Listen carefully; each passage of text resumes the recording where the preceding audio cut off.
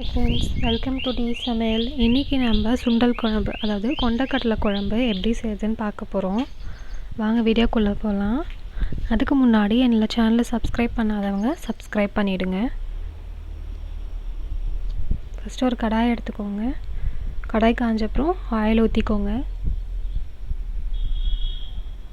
Oil நல்லா காயட்டும். காஞ்சதுக்கப்புறம் பட்டை போட்டிருக்கேன், லவங்கம் போட்டிருக்கேன்,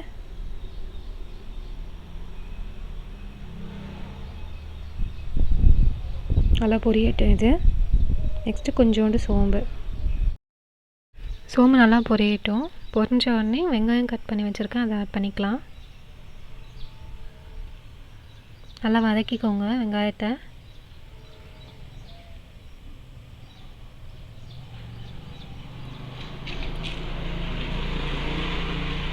நெக்ஸ்ட்டு உப்பு, வதங்கிறதுக்கு தேவையான அளவு உப்பு ஆட் பண்ணிக்கிறேன்.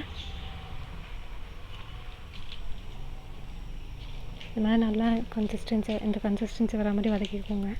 அப்புறம் கருவேப்பிலை,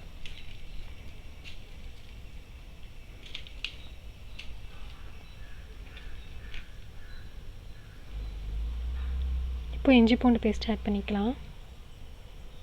இஞ்சி பூண்டு பேஸ்ட் ரா ஸ்மெல் போகிற அளவுக்கு வதக்கிக்கோங்க.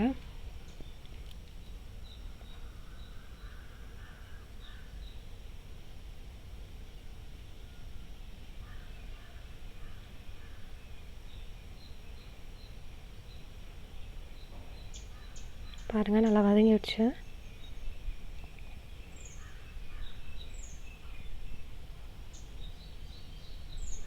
இந்த டைமில் தக்காளி ஆட் பண்ணிக்கலாம்.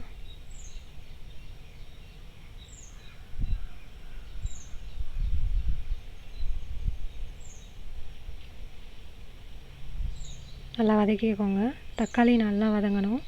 பாருங்கள், இந்த மாதிரி நல்லா அமுங்கி கூழ் மாதிரி வரணும். அந்த அளவுக்கு நம்ம வதக்கணும் தக்காளியை.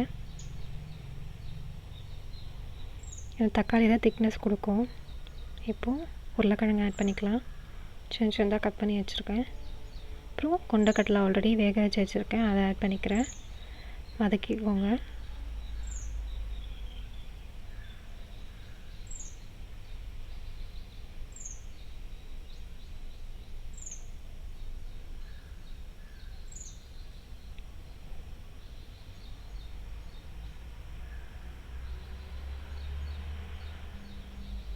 நெக்ஸ்ட்டு உப்பு தேவையான அளவு.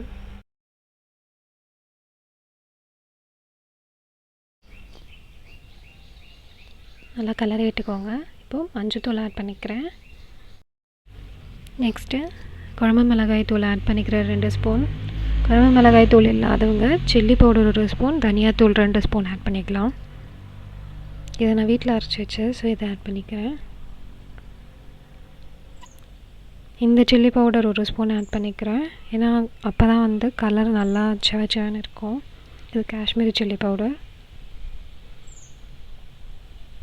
கொஞ்சோண்டு தண்ணி ஆட் பண்ணிக்கலாம்.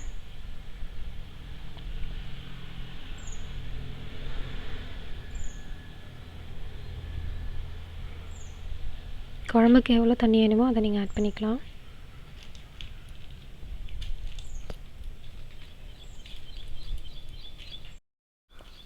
இப்போ ஒரு 5 மினிட்ஸ் கழித்து பார்க்கலாம். பாருங்கள், குழம்பு ரெடி ஆயிடுச்சு. உருளைக்கிழங்கும் வெந்தா மாதிரி இருக்குது.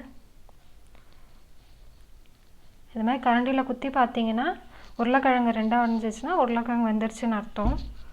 சுண்டல் ஆல்ரெடி நம்ம வேக வச்சு தான் போட்டிருக்கோம், ஸோ ப்ராப்ளம் இல்லை. கொத்தமல்லி போட்டுக்கோங்க. சப்போஸ் நீங்கள் நிறைய குழம்பு வைக்கிறீங்கன்னா, குழம்பு திக்காக வேணும்னா நீங்கள் கொஞ்சம் தேங்காய் அரைச்சி ஊற்றிக்கலாம். நான் கொஞ்சமாக வைக்காதனால நான் தேங்காய் அரைச்சி ஊற்றலை. நம்மளுக்கு சுவையான சுண்டல் குழம்பு ரெடி ஆகிடுச்சு. நீங்கள் இதை வீட்டில் ட்ரை பண்ணி பாருங்கள். ட்ரை பண்ணி பார்த்துட்டு எப்படி இருக்குன்னு கமெண்ட் பாக்ஸில் கமெண்ட் பண்ணுங்கள். அடுத்த வீடியோவில் இன்னொரு ரெசிபியோட சந்திக்கிறேன். அதுக்கு முன்னாடி இந்த வீடியோ பிடிச்சிருந்தா மறக்காமல் லைக் பண்ணுங்கள், ஷேர் பண்ணுங்கள், சப்ஸ்கிரைப் பண்ணுங்கள். Thank you friends.